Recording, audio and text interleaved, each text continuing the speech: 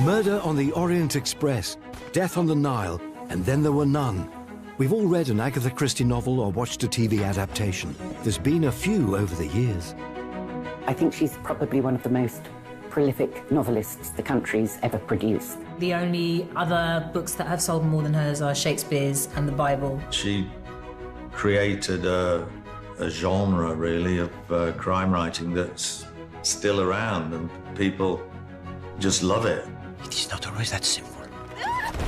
In each tantalizing mystery, Agatha's much-loved characters, Hercule Poirot and Miss Marple, have astonished us with their powers of deduction. Oh, yes. The little grey cells have done well today.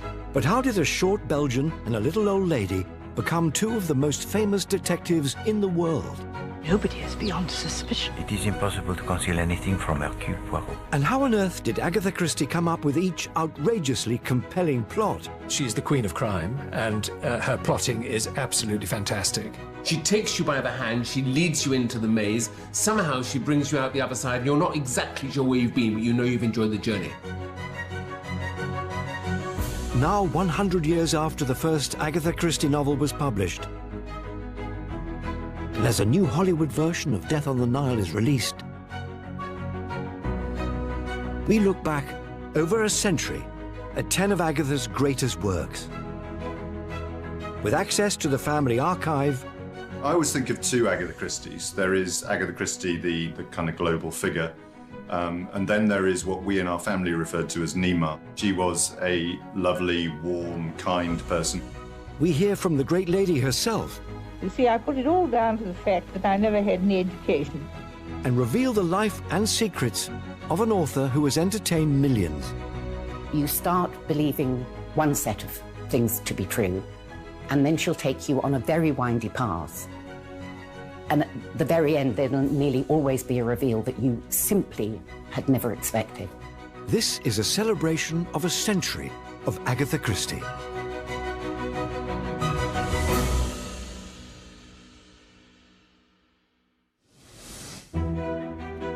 Agatha Christie is the world's most influential crime writer. From the classic drawing room, it was him scene, to the clueless sidekick and detective. Red herrings and murder abound, against a backdrop of unassuming quaint charm. Was there much blood? She kind of paved the way for everything that's happened since with regards to crime storytelling in theatre and television and film, I think. You know, there are shows, whether it's Death in Paradise or Vera, Midsummer Murders, Jonathan Creek. Line of Duty. We see her debt absolutely everywhere. But her extraordinary impact on the world wouldn't have happened if it hadn't been for her first book, The Mysterious Affair at Styles. Published 100 years ago, it's the tale of a dastardly murder in an English country house.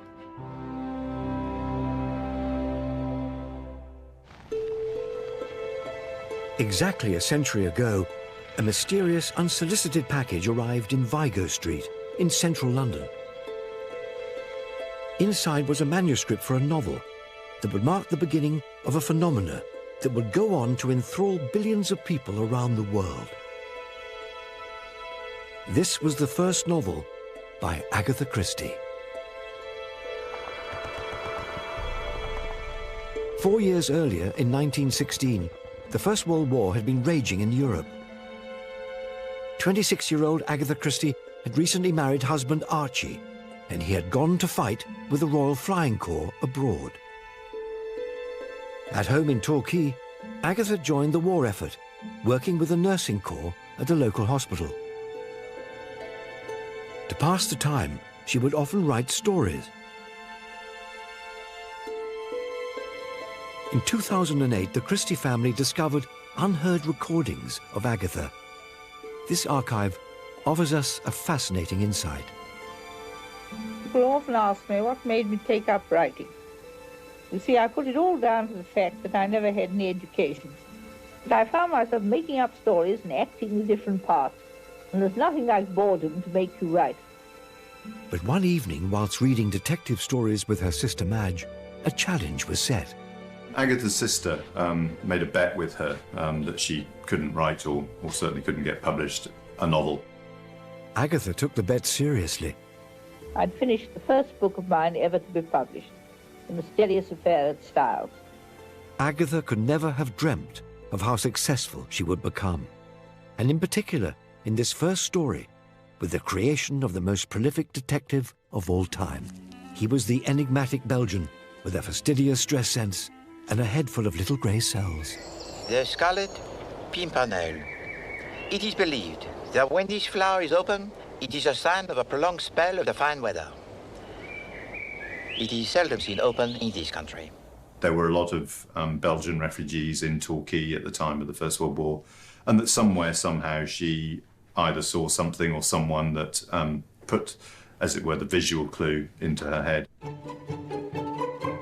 Hercule Poirot appears in 33 novels, 3 plays, and more than 50 short stories. Yet his first appearance in The Mysterious Affair at Styles is not particularly complimentary. Poirot was an extraordinary-looking little man. He was hardly more than 5 feet 4 inches, but carried himself with great dignity. His head was exactly the shape of an egg, and he always perched it a little on one side. His moustache was very stiff and military. The neatness of his attire was almost incredible. I believe a speck of dust would have caused him more pain than a bullet wound. And his appearance wasn't the only unfortunate thing about him. This very unconventional hero had some unexpected traits. Effete, meticulous, arrogant, curious, sexless, infuriating, tricky, as well as a deeply ironic name. Hercule is Agatha Christie's joke, that I remember. She took a little man with a bald head and a strange moustache, an effete foreigner, and gave him the most masculine of names, based on, of course, Hercules. He's not a fully rounded character. We don't know a lot about his past. We don't know a lot about his feelings and his thoughts, but that is sort of the point. His function in the book is to be a kind of extended brain. It is his brain that matters. Not only did Agatha introduce us to a curious and instantly memorable detective, but she established a genre that has survived a century. That of murder and betrayal in sleepy English villages. It's 100 years since the publication of Agatha Christie's groundbreaking first novel, The Mysterious Affair at Styles, the book that first introduced us to Hercule Poirot. It is set in 1916, during the middle of the First World War. Lieutenant Hastings, an army officer, has been injured fighting on the Western Front. He's invited to spend his sick leave at the beautiful manor house Styles Court by an old friend, John Cavendish. Hastings is staying at Styles, a very beautiful mansion, a very nice long driveway. It really does tick a lot of the boxes that we might expect from Agatha Christie. She's good enough to supply us with a floor plan, which means that we really have to think about the novel as a puzzle. But all is not well at Styles. John's stepmother, Emily Inglethorpe, has recently found a new, somewhat younger husband. Mr. Hastings, my husband. I'm delighted to meet you, Lieutenant Hastings. And the rest of the family are suspicious of his motives. Watch that devil. The characters we see in Styles are probably the type of characters who lots of people think are the archetypal Christie sort of list of suspects and victims, because we have upper middle class or upper class people here. But there are also people who are very interested in things like hereditary wealth and how this is going to work for them. So lots of people who might have a good reason to perhaps change the family tree in a particular way. As she was writing her novel, Agatha was moved from general nursing work to the more specialised pharmacy, where she began to learn about poisons. This would go on to feature as the murder weapon in many of her stories, and Styles was no exception. When Mrs. Inglethorpe is found poisoned, Agatha uses her specialist knowledge to cleverly develop the mystery. She has really thought through the way that a particular suspect might be able to administer a fatal dose of this poison. Hastings, being there, suggests calling in an old friend of his whom he knows to be in the vicinity, who, wow, happens to be the greatest detective on earth. That's handy. The Mysterious Affair at Styles was also the moment when Poirot acquired his sidekick. Hastings? Good Lord. Monsieur Poirot. It is indeed. I played the role of Captain Hastings in the television series Agatha Christie's Poirot. I got a call from my agent, and then they asked me to go back subsequently to read with David Suchet, and we read a couple of scenes, which seemed to go quite well, and they asked me to play the part. You know, they are completely opposite characters. Hastings is much more worldly than Poirot. Poirot is supremely intelligent and analytic and incredibly tidy and meticulous about everything. Hastings is quite the opposite. You say to me that Madame Inglethorpe ate very little for supper. Yes. One of those curious little facts, mon ami. We put it here. The detective needs two things. He needs somebody he can talk to, somebody he can explain what his thought processes are, but also the author needs that sidekick to misdirect the audience. We are possibly half a step ahead of Hastings, because he'll say something like, if you cannot see in this room what I see, my dear friend Hastings, then you are even more of an imbecile than I thought. And of course we are then tantalised by that. What is it he can see that Hastings can't see? We flatter ourselves we're cleverer than Hastings, but we still can't quite see it. Over the years, the eccentric Belgian detective has appeared in dozens of feature films, with many great actors taking the role, including Peter Ustinov, Albert Finney, and Kenneth Branagh. But it took over 70 years for Poirot to make it onto the small screen, and getting the very first adaptation off the ground was no mean feat. So my mum, who was TV producer Pat Sands, and she had persuaded the estate to allow her, my mum, to put Agatha on the small screen, because Agatha in her lifetime had said, I'm films or nothing. And Mum always described it as going to the board, the Christie board, and giving a sort of an oral examination of her immense knowledge of Agatha Christie. ITV's Poirot series was first broadcast in 1989 and went on to run for a staggering 70 episodes.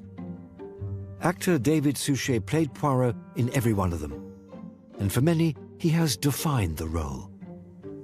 It's almost like something weirdly magic is going on, because he seems to me just to actually be the perfect embodiment of Poirot. Whenever I read Agatha Christie now and read a Poirot, I'm afraid I see David. David Suchet's approach to the role has become the stuff of TV legend. He wore a fat suit, and so he had this custom-made kind of wooden thing where he just sort of lean into it, and so in between takes he'd just sort of sit there in this thing and lean and have his cup of tea and stuff. It's well known that he remains in character a lot of the time. I don't think I ever spoke to him on the set as himself. He was the character. When he was having lunch, he was the character. There was a kind of moment of truth when we did Death in the Clouds, some of which was filmed in Paris. There was a big French crew as well as some English. And David came out and said, "Ah, bonjour, bonjour mes amis." And the first assistant came over and said, "Ah, bonjour, David," and then started speaking French in a really fast Parisian way. And of course, David didn't get it because he doesn't speak French that quite as well as you think he does. The introduction of Poirot and his relationship with Hastings were not the only seminal aspects of the mysterious affair at Styles. There was one other groundbreaking element that, like the book itself, almost didn't happen. It was actually suggested by the publishers. Mesdames et messieurs, good evening. Originally, Christie had written the ending of Mysterious Affair at Styles to take place in a courtroom. At the suggestion of her publisher, she went back and rewrote it to be a more of a, what we could think of as a drawing room conclusion. Agatha Christie invented this summing up where Poirot gathers people together at the end and you know that the criminal is in the room. Poirot goes round and says, "It could have been you, it could have been you, it could have been you, it could have been you," and you keep on waiting for the blow to fall. And yet, Madame Inglethorpe ordered a fire to be lighted in her room. Why? Because she wanted to burn something. Précisément, Inspector Japp. It's not something that Scotland Yard detective would do, but he had to put up with it because that was his way of doing things. And that became obviously a staple of the genre and obviously of her own work. Agatha's drawing room conclusion was impressively inventive. Not only was it adopted by numerous crime writers, but it's also in the vast majority of murderous television dramas, like Death in Paradise.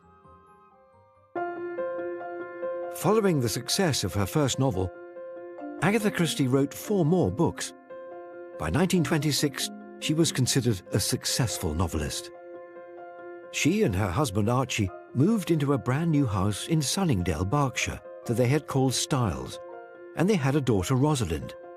It was the publication of her next novel that established Agatha as not only a popular author, but also one who could redefine the genre. It tells the tale of another scandalous murder in a sleepy English village. But this one is a murder with a twist.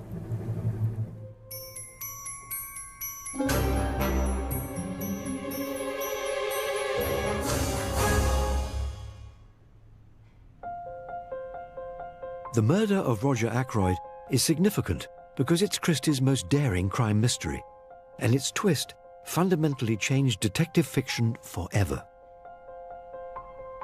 It does something really audacious and unexpected. It is still one of the most extraordinary twists in detective fiction. That was the book that really set her up. That was the book that made her name. I cannot say what it is about the murder of Roger Ackroyd that makes this book unique. That is the problem here. The story is set in the quintessential English village of King's Abbot.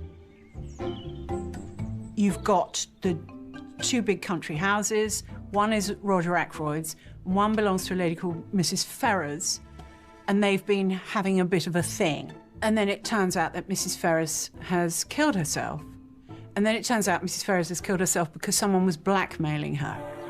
I will kill you! Another resident of King's Abbot turns out to be none other than the famous detective Hercule Poirot, retired and without his sidekick Hastings. I think Christie realised pretty soon that actually she was quite encumbered by Hastings. So she was quite happy to marry him off and send him to the Argentine. The murder of Roger Ackroyd is narrated in the first person by Poirot's neighbour, Dr. Shepherd. Not Shepherd. Dr. Shepherd, in the book, plays the Hastings role. He accompanies Poirot. He knows a certain amount of what Poirot's thinking. The friendship between Poirot and Dr. Shepherd, who is so desperate to help him solve the crime, is a really interesting one, particularly in the light of what happens. And you've also got Shepherd's sister, Caroline. I saw something quite peculiar just now. Really? She knows everything that's going on in this village. He was talking to a girl. And if she doesn't know it, she's jolly well going to find out. No, the fewer people disturb this room, the better.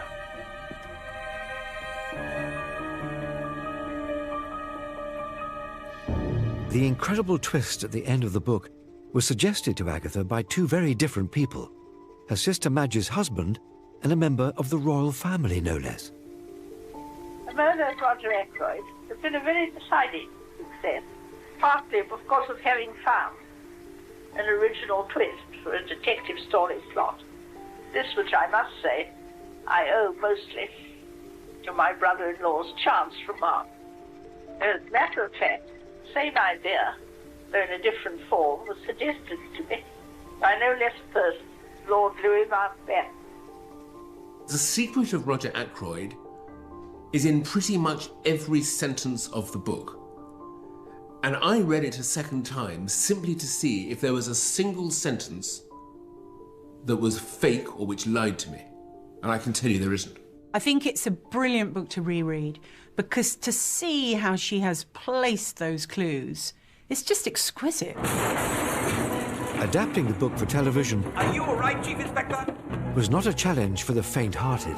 I've adapted many Agatha Christie short stories and novels, and they each had different challenges. Actually, when you deconstructed them, trying to reconstruct them again and nail them to the screen, as it were, was often quite difficult. With this book, it was impossible to tell the story the way Agatha had intended. The TV adaptation with David Suchet famously really didn't use the plot twist and kind of actually operated in a more traditional linear manner. The Murder of Roger Ackroyd was published by Collins in 1926 to great acclaim. But the book's central twist was to be mirrored by an equally sensational twist in the life of Agatha Christie.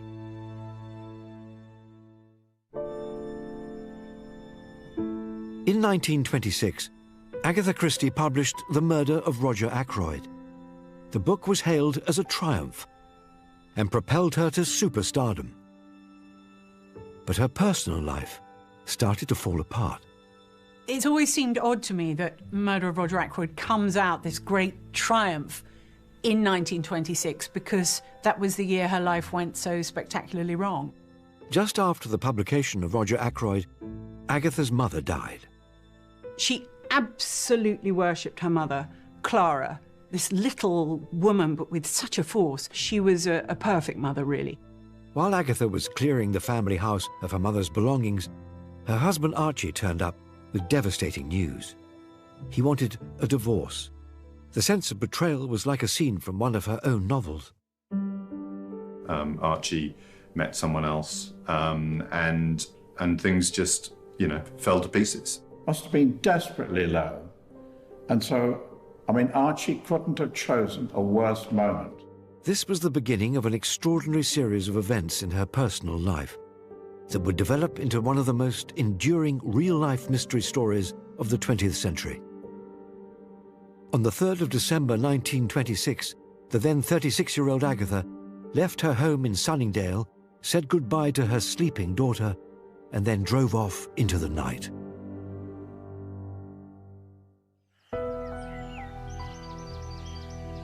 The next morning, the vehicle was found abandoned on a hillside close to the Silent Pool in Sheer, Surrey.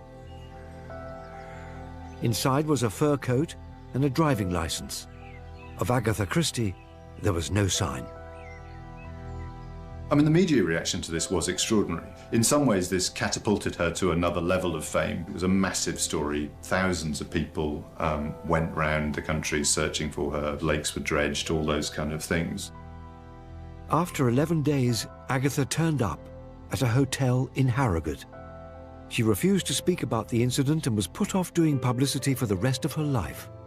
Now, exactly what happened between her leaving Sunningdale and turning up in Harrogate, no one knows. It's actually a bigger mystery than any of her books. Throughout my life, I've always hoped that there is an envelope that will be passed down through the family, and that one day I will get it. I suspect there isn't, but I guess my father may have it still, and I may get it one time, or my sisters may get it. I don't know. The Murder of Roger Ackroyd is widely held to be the greatest crime novel of all time. But Agatha was tiring of Poirot. She began to look for a new hero and was inspired by one of the characters she had created in Roger Ackroyd. Why, Hercule? Madame Shepherd. Isn't it terrible about poor Parker? The character of Caroline Shepherd was one of the inspirations behind Agatha's new literary detective, and she first appeared in our next novel. It's one of Agatha's most well-known stories and tells a tale of murder most foul in another quiet English village.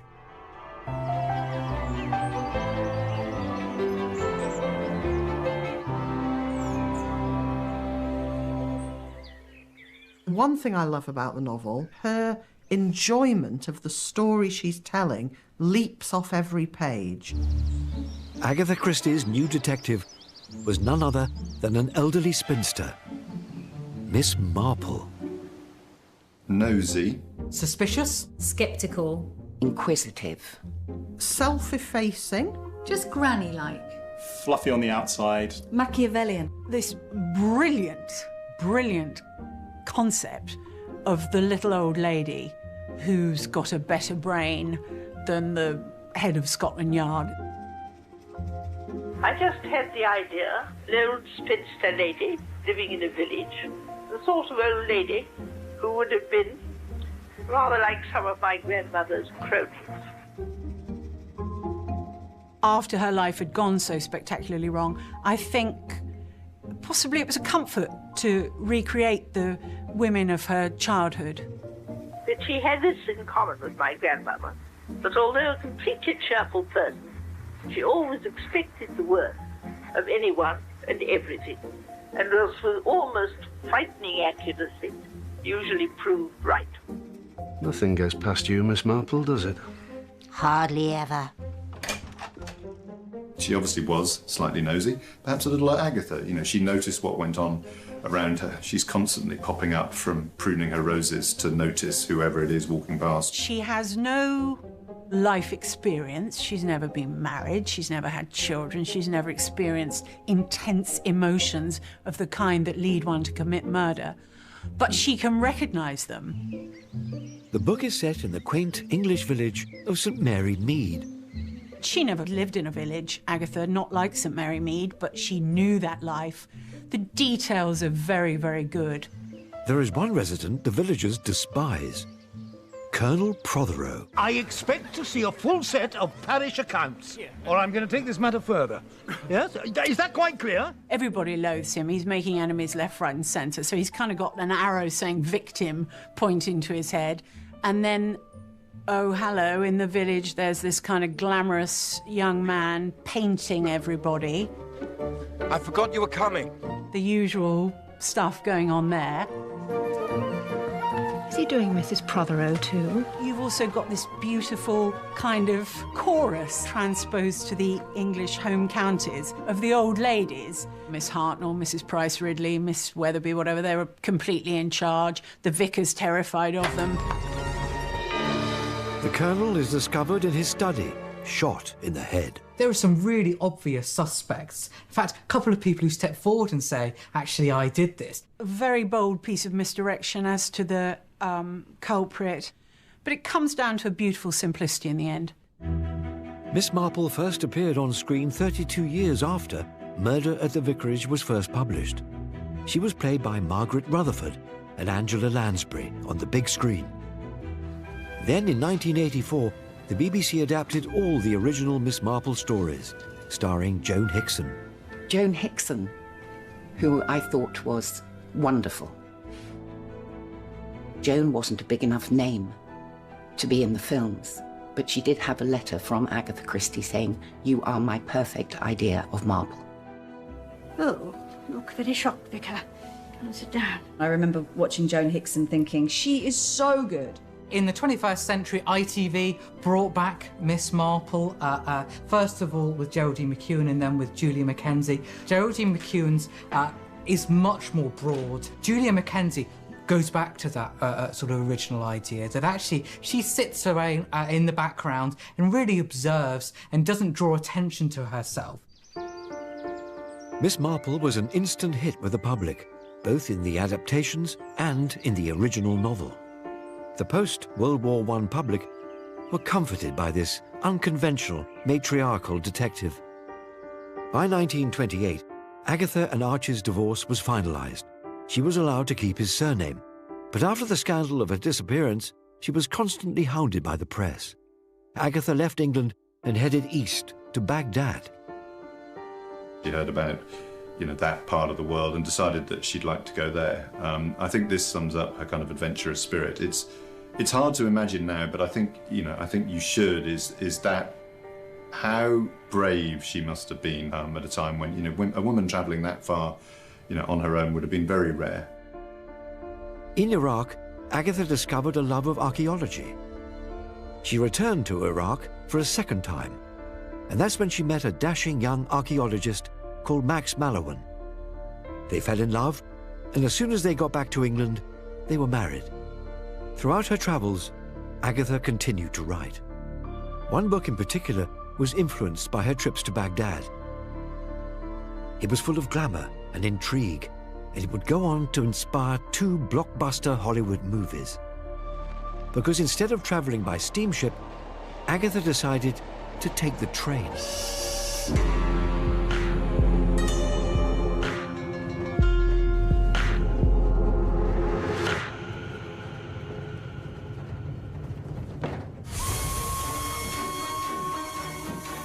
Agatha Christie's most celebrated work was published in 1934. It's set on the exotic Orient Express, the train that Agatha took that connects east to west. It is the summit of her genius in many respects. Again, so hard to discuss it without mentioning the solution. It has a claim to being Christie's masterpiece. The solution is one of the cleverest, if not the cleverest, in the whole of mystery fiction. Hercule Poirot is called back from Istanbul to England and has to take a train. He manages to get a second-class ticket on board the famous Orient Express. The Calais coach on the train is full of an eclectic bunch of characters, from princesses to travelling salesmen. Where he meets an American called Mr. Ratchet, who asks him for his protection. He's been getting death threats. And Poirot turns him down. He says, "I don't like your face." And then Ratchet's murdered. Stabbed. Multiple stab wounds. The plot is based on a true story. In 1932, famous aviator Charles Lindbergh's son was kidnapped and then murdered. Tragic story that Agatha Christie had most certainly read. And there was also the case that she found herself on a train that, due to rain, not snow, was caused to stop for a great deal of time. So she put those two together to create this masterpiece. The weather has stopped the train. No one can escape. There's very much a sense of that claustrophobia. In the book, Agatha cleverly traps her cast of characters in the enclosed environment of a train carriage. The detective Hercule Poirot believes that the murderer is still on the train with us. It becomes apparent that no single one of the passengers can possibly have done it, because everyone is alibied by at least one other person. Throughout the story, the reader is teased by the terrible kidnap and murder that happened a couple of years before. This is a complex case that actually is not as straightforward as somebody killing just for perhaps financial gain. And then Poirot unveils this amazing solution that is the only one that makes it all possible, and yet we just did not see it and never would have seen it in a million years. The solution sees Poirot facing an interesting dilemma, as the recently murdered Mr. Ratchet was a very unpleasant man. He deserved to be executed for what he did, and the world knows it was a travesty that he was not! How far do human beings have the right to bring about justice if legal justice has let them down? Which is a really, really big question. And the whole book turns on that idea. He puts forward two possible solutions to the crime. One is an anonymous killer who comes and goes in the night, and the other is the real killer. And he allows the police officer to decide which version he is going to use. So the real killer actually goes free. Murder on the Orient Express has been made into two big-budget feature films. The most recent of these was directed by Kenneth Branagh in 2015. He also starred as none other than Hercule Poirot. From the minute I saw Kenneth Branagh being Poirot, I believed in him as Poirot. Physically, a lot of people were surprised by the moustache, but also I think that people think of Poirot as being a bit sort of perhaps shorter and stouter than Kenneth Branagh actually is. But he showed that you can really rethink and reinvent the character in different ways. But back in 1974, director Sidney Lumet was the first to persuade the greatest actors of the day to jump aboard his epic production. I think Sidney Lumet did us a huge favour with Murder on the Orient Express, because he kind of set up that genre of the all-star murder mystery. Sidney Lumet's first major signing was Sean Connery. And as soon as he got Sean Connery, then everybody else kind of said yes and came. Albert Finney's one and only portrayal of Poirot was thought to be closest to Agatha's version, clever, egotistical and vain. My first ever experience of watching a Poirot in anything was Albert Finney in Murder on the Orient Express. And I remember loving that movie, absolutely loving it. I think Albert Finney's Poirot was more sort of robust. He was bigger, he was louder. This was the only big screen adaptation Agatha Christie saw when she made one of her last public appearances at the premiere in 1974. She did indicate that she was generally happy with Albert Finney. But Agatha was far from finished with either her hero or exotic locations. And her next novel, as celebrated as The Orient Express, also took Hollywood by storm. Despite her huge success as a crime novelist, Agatha Christie continued to travel the world. It was even claimed she became the first Western woman to stand up on a surfboard. Back on dry land, Agatha was a regular feature on her second husband, Max Mallowan's archaeological digs. Archaeology is something that pops up time and time again. She felt particularly happy on archaeological digs. It was on a trip to Egypt that she was inspired to write another Poirot story. It was a tale of obsession and crimes of passion, set against the stunning backdrop of the land of the pharaohs.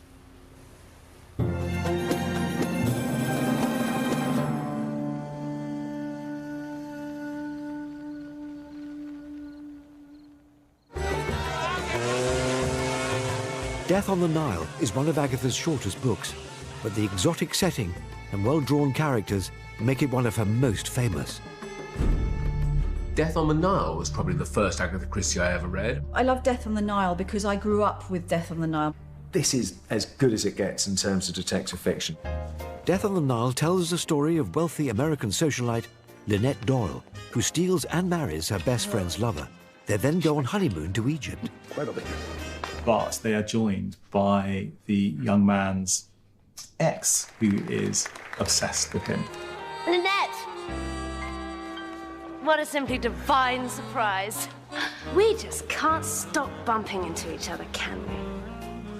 Hello, Simon. But there's something really, the beating heart of that story, the love triangle, that story of betrayal and what you'll do for love, is really powerful.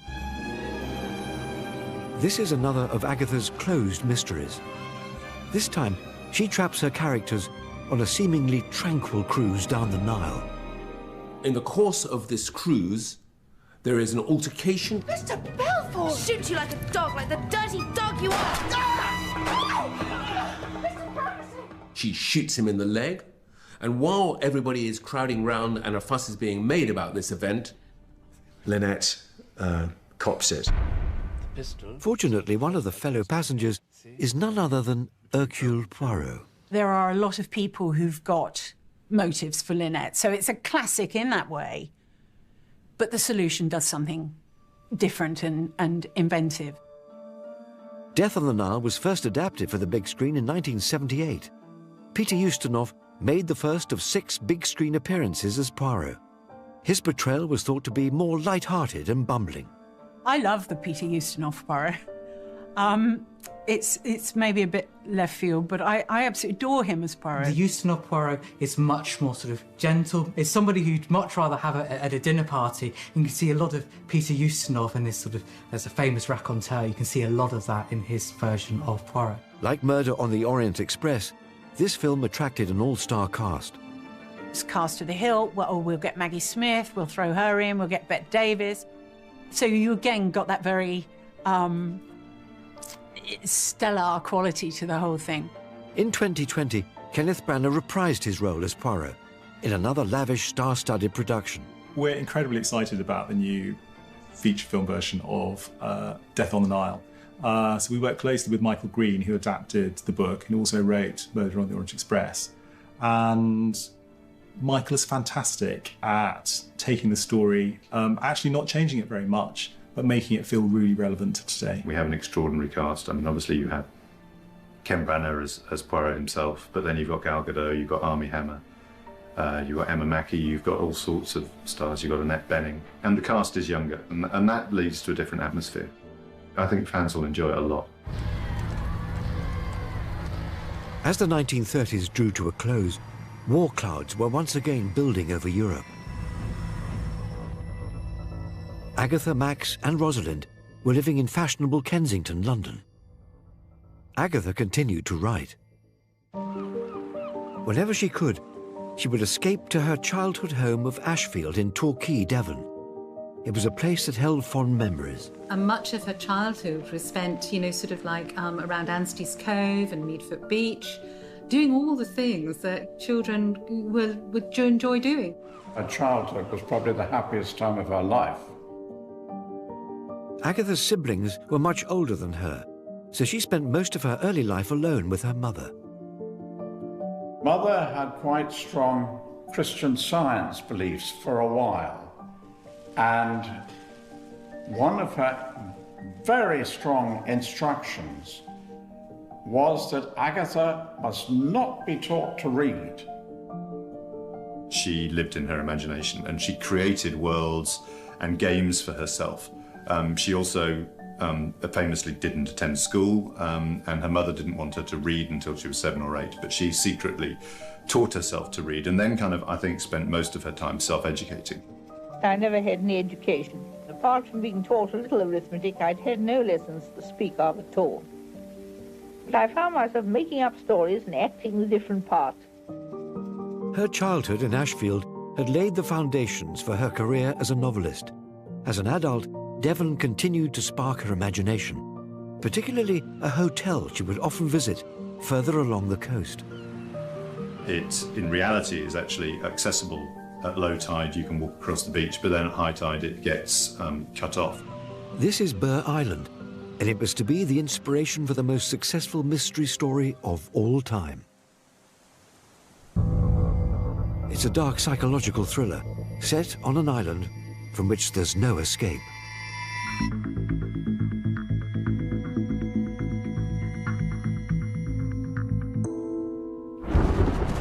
I mean, if I was going to put my list of 3 greatest murder mysteries ever written, I think this would almost certainly be on it. It's a absolutely kind of irresistible formula. It doesn't feature Poirot, it doesn't feature Miss Marple, but it came out of her mind. I wrote the book because it was so enormously difficult to do. The idea fascinating, and it is a very difficult technical accomplishment. I wrote the book, and I was pleased with what I had made of it. It was clear, straightforward, quite baffling, yet had a perfectly sound and reasonable explanation.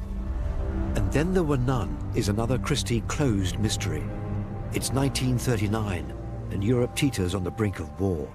10 strangers are invited to Soldier Island, an isolated rock on the Devon coast. A group of people who do not know each other have all been invited for a sort of a weekend party by a man called U.N. Owen. You are charged with the following indictments. And on the first night, a phonograph is played. Armstrong, that you murdered Louisa Mary. Who is this? And a voice accuses them all of having committed a murder. They've all killed somebody. So this is payback. One by one, the guests are murdered.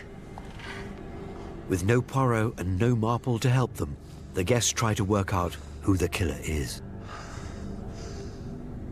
He's dead. It's this brilliant, brilliant unravelling. What does seem to be clear is that there's no one else on the island, so surely the murderer must be one of these 10 people. There is no getting away. There is no little boat. That's mysteriously disappeared, so they can't make a getaway to the mainland. They're killed off one by one, according to the nursery rhyme that's hung on the walls of all the bedrooms of these poor souls. This was another first for Agatha, the use of childish innocence in a dark and sinister way. This is a trope that's been used in countless Hollywood blockbusters, from The Shining to The Exorcist. It's like a doll in a horror film or something. It takes the absolute innocence, the childlike innocence of the nursery rhyme, and utterly subverts it to the cause of murder. Say you get 1, 2, buckle my shoe, 5 little pigs, the mousetrap, and then there were none. 7 little soldiers chopping up sticks. One chopped himself in half, and then there were 6. Then There Were None has been adapted more than any other Christie story. In 2015, Mammoth Screen and the Agatha Christie estate teamed up to produce a huge-scale production for the BBC to celebrate the 125th anniversary of Agatha's birth. It was an amazing project to start with. It's been so influential. So many slasher films have been, you wouldn't have any number of Nightmare on Elm Street, Halloween, I think, without And Then There Were None. It's her bleakest book, kind of brilliantly bleak. It doesn't pull any punches, and it's just a real tour de force. Agatha Christie was this kind of unassuming, as you know, middle-class lady. She knew extensively about murder, and you have to wonder how and why. I think she was a dark horse. By 1938, Agatha Christie was a hugely successful author. She sold her childhood home of Ashfield and bought a new property in Devon called Greenway. And she looked at it from the river one day and really did declare it the loveliest place in the world. It's somewhere where she could very much be Mrs. Mallowan as well as Agatha Christie, so without being known as that famous author. I mean, it's just magical, an enchanted place. But it was also a place where she could just withdraw from the world. But her idyllic life at Greenway was about to come to a jarring halt. The Second World War began, and the house was requisitioned by the American Navy. Agatha braved the bombing out in London. Pretty much no part of London was untouched by bombs. You must have felt the fear. It must have been a very strange existence. Despite the constant air raids, Agatha continued to write. I never found any difficulty in writing during the war. I had written 2 books during the first years. This was in anticipation of my being killed in the raids, which seemed to me in the highest degree likely. Then in 1942, she published an Hercule Poirot novel that was very different and ingeniously clever. The murder itself happened in the distant past.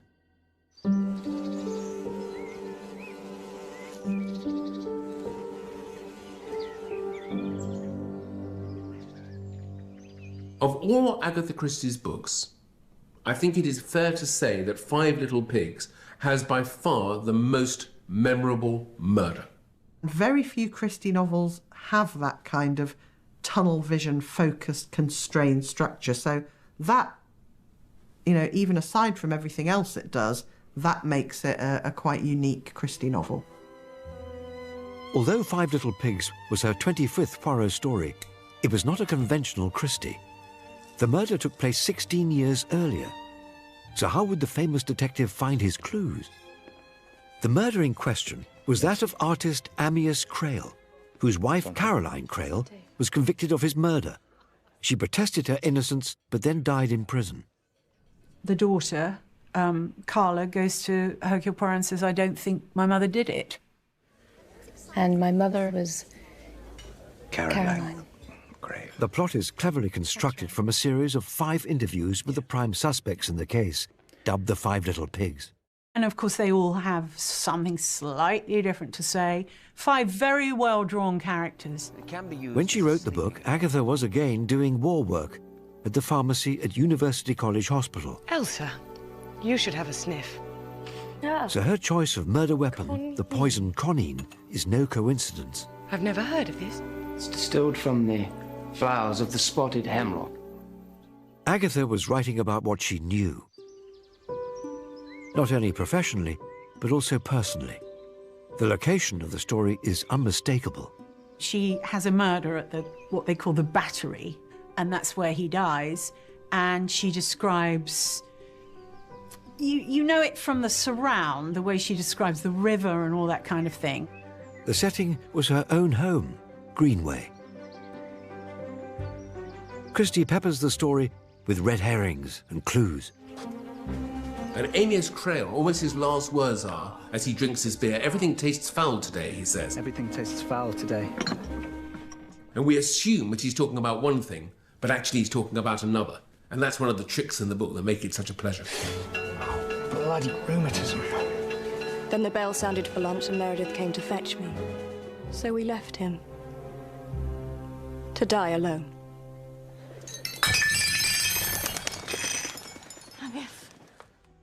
It is a brilliant piece of construction, the way the 5 different versions of events come together and Poirot works out from what was said and what was seen, and particularly what was on the look on the artist's face just before he died. Five Little Pigs was published in 1942. 2 years later, and Europe was at peace again. But the England of the late 1940s was a very different place. Values were changing, and this was reflected in a Miss Marple story published in 1950. It's a slightly comical look at a changing country. Yet it tells the story of an incredibly audacious murder.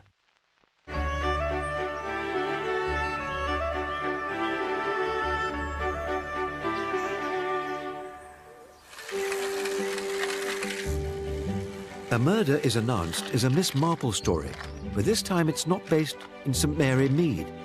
This novel is based in the village of Chipping Cleghorn. So what I love about A Murder is Announced is that it's set in a sleepy post-war village with all these very kind of charming village types. So A Murder is Announced starts with an advert in the local paper saying there will be a murder in this house at this time in this village. There's going to be a murder. What time? 7 o'clock this evening. Short notice. So the reader immediately sees all these villagers reading the local paper and going, oh, look, it says there's going to be a murder at Little Paddocks. Listen to this! In the Gazette. A murder is announced and will take place on Friday, October the 5th at Little Paddocks at 7 p.m. Then it cuts to the owner of Little Paddocks, who reacts in much the same way. Oh, look, it says there's going to be a murder here at my house. Yes, I better go and see if there's any sherry in the house. Everybody is terribly interested by this, and so finds any excuse that they can to turn up to see what's going to actually happen. Is there going to be a game? Well, good evening. Good evening. Good evening. Evening. Good evening, Miss Blacklock. Good evening. This is jolly nice, isn't it? Here we are. Indeed, we are. I just popped in to see whether you might be interested in a kitten. A kitten. To pretend they've got another reason to turn up. How are your hens laying? How's this? How's that? And then somebody turns up and says, oh, am I too late for the murder? Hello, Miss Blacklock. I'm not too late, am I? When does the murder begin? It's nicely done. It's amusingly done, because that is actually just what would happen. And it starts like a game, like Murder in the Dark. It's beginning! Archie! At the appointed time, the lights go out. Stick 'em up, I tell you!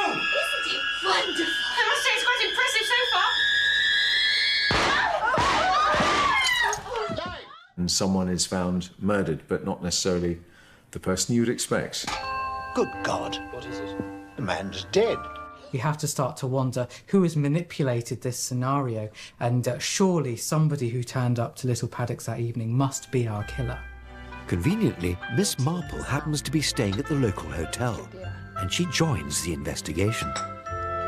She knows these people. She knows this setup. You know, Inspector, some of the best murderers are women, especially in an English village. You turn over a stone, you have no idea what will crawl out. The story weaves its way through a maze of double identity and trademark Christie red herrings. It's a great detective story. I think it's one of the great detective stories in terms of the plotting. Every single crucial clue is absolutely there for you to see, and you do see it, but you don't work it out. As with most of Agatha's novels, the setting of A Murder is Announced is a reflection of British life at the time she was writing. It is a really interesting portrayal of post-Second World War Britain, some of the hardships, the rationing that was going on, and people who maybe before the war had a certain style and standard of living, and suddenly things aren't as easy. It's a world of rationing and coupons and immigrants from Europe. All the old hierarchies are sort of falling apart a bit. They know a way of life and they're desperately trying to keep it up, and it's getting more and more difficult. They're all after the same one cleaning woman. In 1985, the BBC adapted the novel as part of their first season of Miss Marple's stories. This was Joan Hickson's third appearance as the amateur detective. Miss Marple! I think we called her Miss Hickson. I don't think we called her Joan. Or maybe you called her Joan after a while, but not till you were invited. And I'd come here, pretend to be Julia, and keep peace in the camp. No, it was completely awesome. I mean, the whole thing was awesome. My parents split up 3 years after they were married. They split us up too. For an English actor, it's a sort of rite of passage to be in an Agatha Christie. I feel very honoured to have been in them 3 times. And she just writes such glorious characters. But a new era was approaching. As the 1960s began, a 70-year-old Agatha Christie found the world changing rapidly around her. And those changes were a huge influence on her next novel. a supernatural thriller populated by witches and poison. The dawn of the swinging 60s saw the publication of a very different type of Agatha Christie novel. This was a dark thriller, set against a backdrop of witchcraft in an English village and in fashionable London.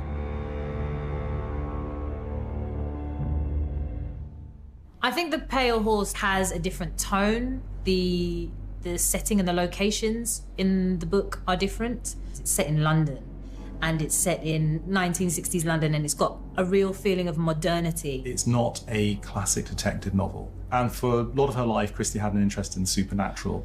And this is the book where the supernatural meets murder mystery. The Pale Horse is a Christie novel with no Marple and no Poirot. Instead, it tells the story of historian Mark Easterbrook, who gets drawn into a supernatural world in the strange village of Much Deeping. Do you want your fortune told? It starts out feeling like, the sort of atmosphere is so kind of spooky and ghostly, and there's all this, magic and supernatural illusions. The village is full of unusual goings-on that Mark has to unravel. His name is on a list of people, most of whom have already been killed. Do you know anyone on this list? Ormerod, Sanford, Hesketh, Dubois, Shaw, Tuckerton, Ardingly. Mark becomes embroiled in trying to figure out what this list means, who these people are, what the connection is between these people. The names on the list lead Mark Easterbrook to 3 witches. They are somehow connected to this list, but we're not quite sure how. What do you want? I want you to set me free. I played Teresa Gray, and she is one of the 3 witches. She's very good at sort of mind reading. All we do is read cards and tea leaves. What if that's all we can do? The main kind of suspects are the witches because of their links to the supernatural, and that is something that naturally brings about a sense of fear in people. The Pale Horse was first adapted for TV in 1996 and again in 2010. This second adaptation was markedly different from the novel, as it added Miss Marple, played by Julia Mackenzie, to the story. Then in 2019, screenwriter Sarah Phelps adapted the novel into a 2-part series. This adaptation also changed much of Christie's original plot. I think it says something about the strength of Agatha Christie's novels, that something like Pale Horse has been adapted 3 times. Those adaptations are all very different from each other. Sarah was actually, she took some liberties and made some changes. And I think it's kind of a fantastic example of how Christie stories can be adapted and work in different ways at different times. But not all of Christie's fans agreed. There's definitely a mixed response, and there's always going to be with things like this. That upsets a lot of people because that's what they've come to know, and that's what they've come to love. But there's also going to be a group of people who are huge fans who are excited to see what else can be pulled out of these classics. I think there is an argument to be had that by taking her original stories and maybe making them more pertinent to a modern audience is a good thing. London at the dawn of the swinging 60s features strongly in the novel. It was a world that Agatha was gradually coming to terms with. And you can see the times that she's writing in, but you can also see how she's, how she's aging. And you can see her kind of tut-tutting in the background as young women are walking down the King's Road in short skirts and behaving in ways that I think she probably thought were pretty scandalous. And I think that's, that's a nice side of her that comes through. Goodbye, Mark. Don't ever come here again. By 1975, Agatha Christie had been a published author for 55 years. Hercule Poirot was still her most popular creation by far. But during the Second World War, Agatha was convinced that she wouldn't survive the bombing. She was so concerned that she had written Poirot's final case, entitled Curtain, and locked it away in a bank vault, to only be released after her death. What actually happened in the mid-1970s was that it became clear that Agatha Christie, who was in her 80s by this point, was not going to be well enough to write another Hercule Poirot novel, and she wasn't particularly interested in doing it. And so her daughter, Rosalind, actually broached the subject and said, perhaps we want to think about publishing Curtain. And so, with her mother's permission, they dug out the typescript, and it was published at the end of 1975. Curtain was to be Poirot's most surprising and controversial of cases. The murder is without a doubt the most shocking of Agatha's career. It's quite difficult to talk about Curtain without giving away the ending. I mean, it famously is known that Poirot dies in Curtain. It is a brilliant novel. It's not one of my personal favourites. I think that is purely because of Poirot dying. I'm not going to have a favourite Poirot novel in which Poirot dies, not on my watch. Curtain is set where it all began, at the country house of Styles. But it's a Styles that has changed over the years. Styles is no longer the lovely country house. It's being run as a kind of boarding house. It's a very sad place. Someone to see. Poirot is convalescing at Styles, only he's old and frail. In Curtain, Poirot is very much reduced as a character. He's in a wheelchair, he's shrunken, he's very, very old-seeming. The very frail Poirot who we witness in this final adaptation is somebody that is a real sort of gut punch to those of us who've known him for nearly 25 years at this point. Hastings. Oh, Hastings, my dear, dear Hastings. Poor old chap. Oh, mon ami, mon ami. What Agatha does is she brings back Hastings, which is absolutely the right thing to do. Because Hastings in this book is a really good character. And how are you? Me? I am a wreck. No, a ruin. Hastings has been in Argentina with his wife, comes back from there a widower. And so you see the affection between the two and the respect. The plot is loosely based on Shakespeare's Othello, where the character of Iago has a devilish knack of manipulating people to commit a murder. Agatha Christie uses Shakespeare a great deal in her work. She's always referencing Shakespeare in one way or another, and this book, without giving anything away, references Othello in an extremely clever way. Like Five Little Pigs, the various murders in Curtain all took place in the past, except one. And this is the most shocking. It's a highly unusual one. I mean, it's a really interesting reason to kill somebody. You might even say a good reason to kill someone. And of course, that's bound in with the identity of the killer. And it comes, the book ends with a really extraordinary twist. You feel that Agatha Christie has managed to achieve every single twist that is possible in the course of her long career. But with Curtain, she finds a new one. The poison works and must be stopped. Curtain was also the very last episode of ITV's Poirot. It ran for an incredible 13 series and 70 episodes. It was very moving to be part of, because partly because it was the end of a very long series, a very long commitment.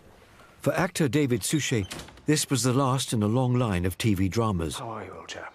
Playing the Belgian super sleuth. Not dead yet. I remember the last scenes that we played where I would be sitting at his bedside talking were very moving and quite difficult to do in actual fact, because it became quite emotional. It was such an amazing achievement for David, and we were so happy for him to complete it. It was a bittersweet thing. It was sad.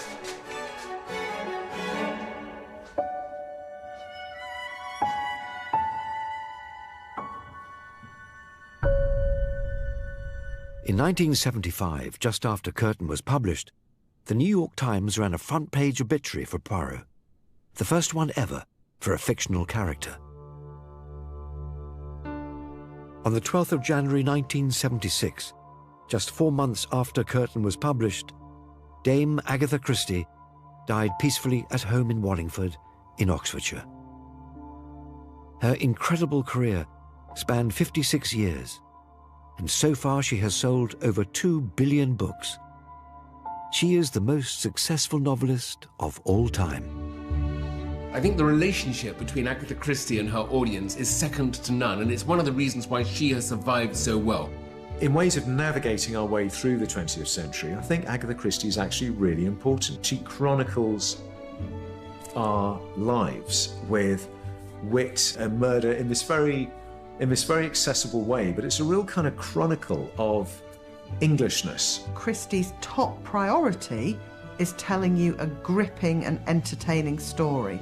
I think she would have been amazed that we're talking about her 100 years on. She's not going to die out like the other Golden Age detective writers because she's simply better. The more I learn about her, the more I read her, actually the more admiration I have, and actually then the more pride I have. We continue to talk about her, we continue to make stuff about her, we continue to make her books, and I think we will do that, we will always do that. Agatha Christie will continue to inspire those who read her books and watch her adaptations around the world. Her legacy will live on in countless versions of discerning crime fiction. Her enduring appeal has been resolute over a century, and undoubtedly the Queen of Crime will challenge and provoke us for at least another century to come.